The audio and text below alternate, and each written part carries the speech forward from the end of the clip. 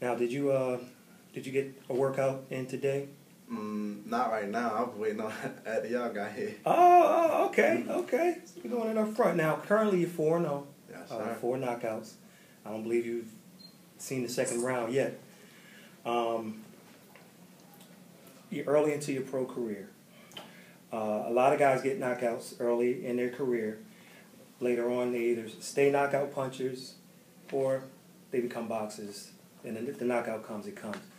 Describe your style to the fans. I mean, what do you think, what do you foresee in the future? But describe your style as you see it currently. Well, currently I'm more of a boxer puncher. Yeah, I can box when I want to, and I can, if I feel that I can get you out of there, I'm going to get you out of there. So that's what I mean by being a puncher, boxer and puncher. Okay. Now, right off the bat, let me clarify something. I know you got some work to do December 12th at DuBurns Arena. Mm-hmm. Are you also scheduled to fight a week before then, or is that? Yeah. Okay. Actually, I think I'm scheduled to fight December the 5th in Atlantic City, New Jersey. I'm not really sure. But I'm training like I'm fighting the week before. I'm training like I fight tomorrow. Okay. So, hey, whenever they call me, I'm ready. Okay. Do you prefer activity like that over? Yeah. Okay. Okay. All right. Now, you fought in some other states already as a pro. Do you take a different mentality when you on the road as opposed to when you fight at home, or is it the same for you? No, actually, it's the same. Because a fight is a fight, period. I know what I got to do when I get in there. So, yeah, it's the same mentality. Okay. Now, our job as journalists is to educate boxing fans as much as we can about Malik Hawkins. Everybody in boxing has a story. We want to know what your story is, from start to finish. When you started, everything in between. Give us your story up to date. Wow. When I first started, I think it was about 2005.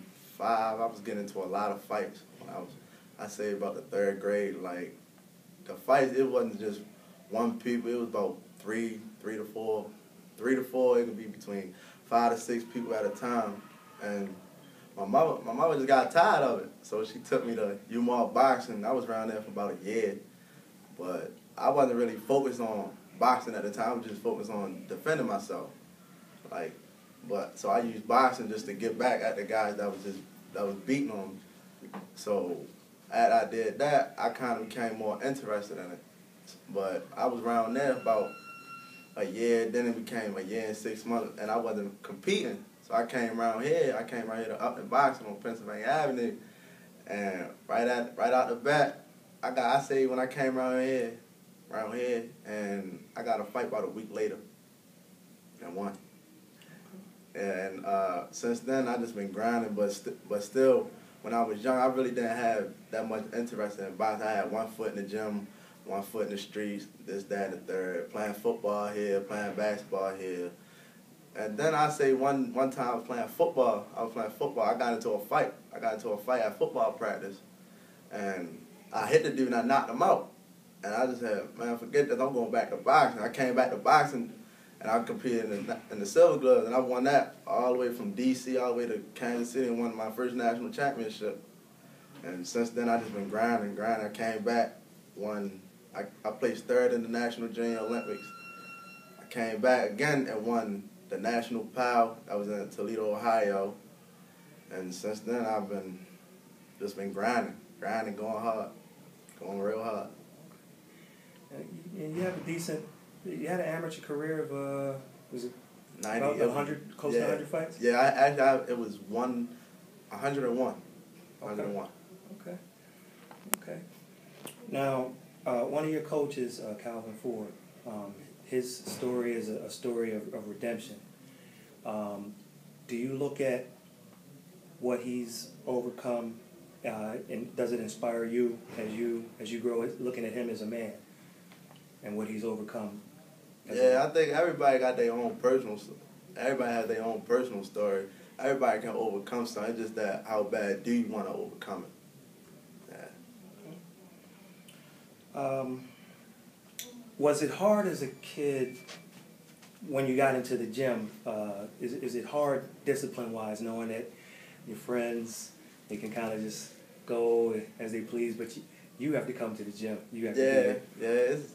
Actually, I would say it's still kind of hard because I'm still kind of young in the game. I still like to be outside and stuff like that. But back then, it was very hard for me to. They had to like really struggle for me to come to the gym. Like sometimes my coach would see me and I dip off and run the other way and stuff like that. But now I'm learning how I get to the gym. I'm more focused now. You starting to see the payoff. Yeah. Okay. Now, tell fans, name some of your favorite boxers, whether it's from the past, present. Just run them off. Felix Trinidad, Pernell Whitaker, Okay. Tommy Hearns, who else? Sugar Ray Leonard, and now it's Robert Easter Jr., Javante Davis, even though he get on my nerves sometimes. Floyd Mayweather Jr. and Earl Spence Jr. Okay. Now, complete this sentence. If I wasn't a boxer, I'd be A computer technician. Okay, you're good with it, huh? Yeah. Might need you in the future for some of my stuff. Now, Baltimore's had is share of fighters. I mean, going way back to Joe Gans, Larry Middleton. In between, you got your Ed Griffins, folks like that. But boxing over the past few years seems to have been, in Baltimore, seems to have been galvanized with you. And then you mentioned Javante Davis. What do you hope to do, whether it be for yourself as well as the city? Well, for myself, of course, I want to make money and get my mother out the hood. And just for the city, I want to bring light back to the city because, you know, we've been through a lot with involving the Freddie Gray stuff. But, yeah, I want kids to know that as long as you grind for something that you believe in, you can do it. Okay. We're here with Malik Hawkins, or I should say Malik Iceman Hawkins. Yes, sir. Enlighten us on, how did you get the name Iceman? Well, actually, that's a funny story.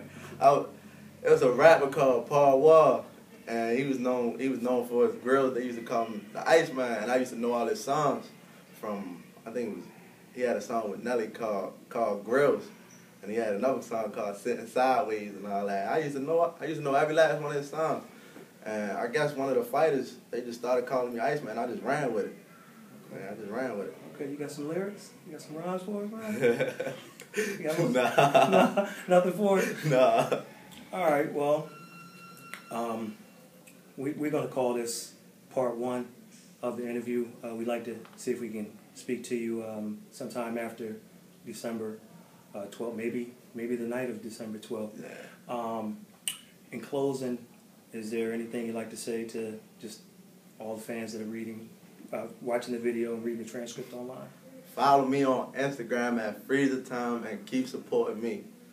Baltimore, we back on. Support the next welterweight champion coming out of Baltimore, Malik the Iceman Hawkins. Extension at Sub-Zero. Yes, sir. Thank you. Thank you.